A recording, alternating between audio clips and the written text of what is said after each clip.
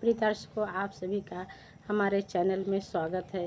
कृपया हमारे चैनल को लाइक, शेयर, सब्सक्राइब अवश्य करें। धन्यवाद। प्रिय दोस्तों, आप सबको मैं नाच चुटकुला गीत सुनाने चल रही हूँ। आप सबको अच्छा लगे तो कमेंट बॉक्स में ज़रूर बताइएगा। धन्यवाद।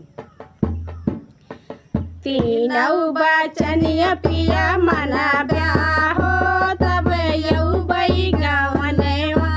तीनऊ बचनिया पिया मना ब्याह हो तब यऊ बई गवनवा। औ बई गवनवा हो यऊ बई गवनवा। तीनऊ बचनिया पिया मना ब्याह हो तब यऊ बई गवनवा। तीनऊ बचनिया पिया मना ब्याह हो तब यऊ बई गवनवा। चंदा के ककई सूरजवा शीशा। चंदा के ककई सूरजवा के शीशा। तरई काटी कुली ले आई ब्याह हो तब यऊ बई गवनवा। तरई काटी कुली ले आई ब्याह हो तब यऊ बई गवनवा। तीनऊ बचनिया पिया मना ब्याह हो तब यऊ बई गवनवा।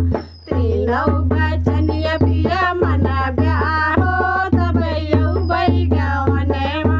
तीनऊ बचनिया पिया मना ब्याह हो तब यऊ बई गवनवा। हवा की साड़ी बतासा के साया। हवा की साड़ी बतासा के साया। पनिया के चोलिया सियऊ ब्याह हो तब यऊ बई गवनवा। पनिया के चोलिया सियऊ ब्याह हो तब यऊ बई गवनवा। तीनऊ बचनिया पिया मना ब्याह हो तब यऊ बई गवनवा। तीनऊ बचनिया पिया मना ब्याह हो तब यऊ बई गवनवा।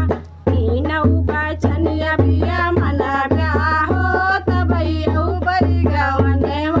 मुड़े के तकिया गोड़े के पोछना। मुड़े के तकिया गोड़े के पोछना।